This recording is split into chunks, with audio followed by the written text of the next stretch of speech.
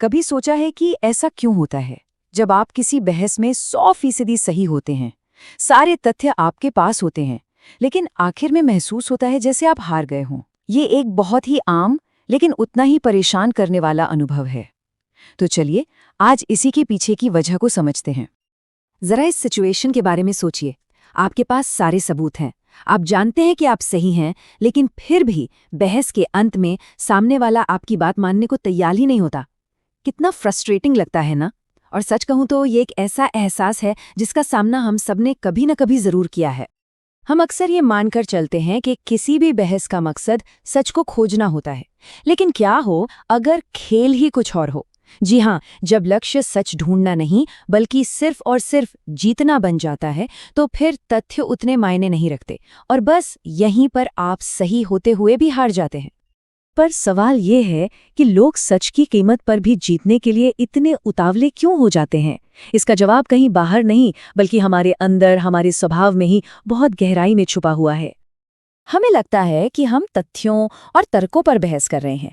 हम दूसरे के लॉजिक को गलत साबित करने की कोशिश करते हैं, ये मानकर कि ये विचारों की लड़ाई है।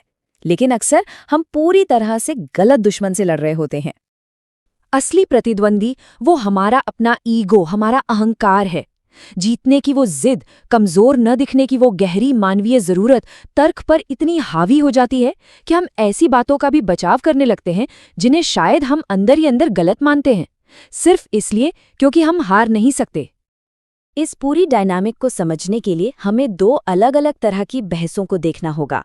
एक जो तर्क यानी लॉजिक पर आधारित है और दूसरी जो द्वंद्ववाद यानी डायलेक्टिक पर। इन्हें आप दो अलग अलग खेल के मैदानों की तरह समझ सकते हैं, जिनके नियम भी एकदम अलग हैं।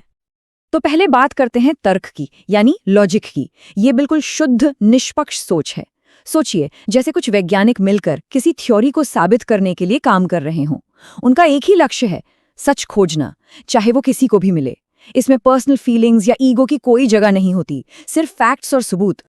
और फिर आता है द्वंद्ववाद यानी डायलेक्टिक। ये बहस की वो कला है जहां जीतना ही सब कुछ है।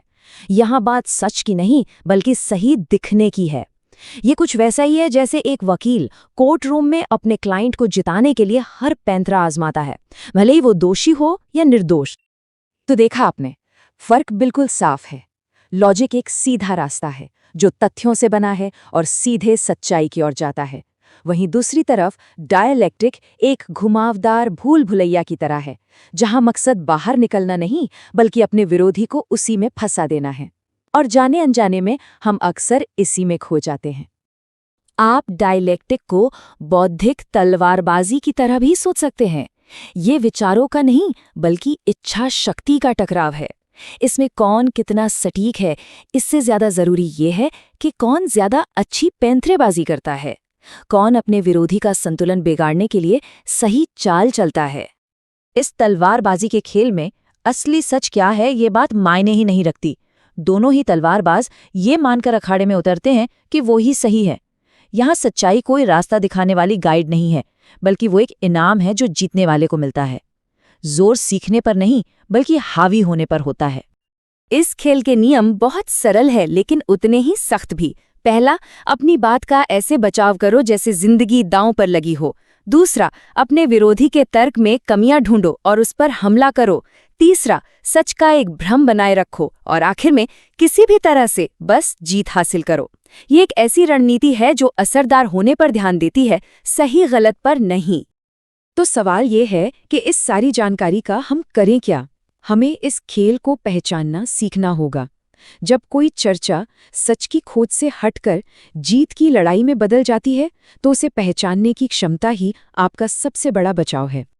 क्यों? क्योंकि जब आप इस खेल को पहचानने लगते हैं तो आप बेईमान चालों को देख सकते हैं। आप उस पल को पकड़ सकते हैं जब एक हेल्दी डिस्कशन एक मुकाबले में बदल जाता है। और यही जागरूकता आपको शांत रहने और अपने तर्कों का ज्यादा असरदार ढंग से बचाव करने की ताकत देती है। और एक बात साफ कर दूं, यहाँ मकसद आपको एक बेहतर बौद्धिक तलवारबाज बनाना नहीं है। मकसद आपको एक ढाल देना है।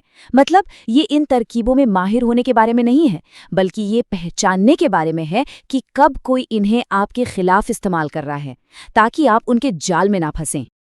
और इसी के साथ हम अपनी शुरुआती पहेली पर वापस आते हैं। तथ्यात्मक रूप से सही होते हुए भी गलत दिखना। अब ये बात पूरी तरह से समझ में आती है ना? ऐसा इसलिए होता है क्योंकि हम अक्सर सच्चाई के मैदान पर नहीं, बल्कि अहंकार के अखाड़े में खेल रहे होते हैं, जहाँ के नियम ही अलग हैं।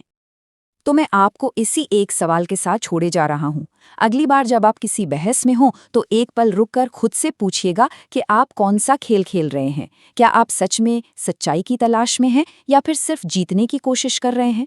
यकीन मानिए, आपका जवाब बहुत कुछ बदल सकता है। इस पर सोचिएगा जरूर।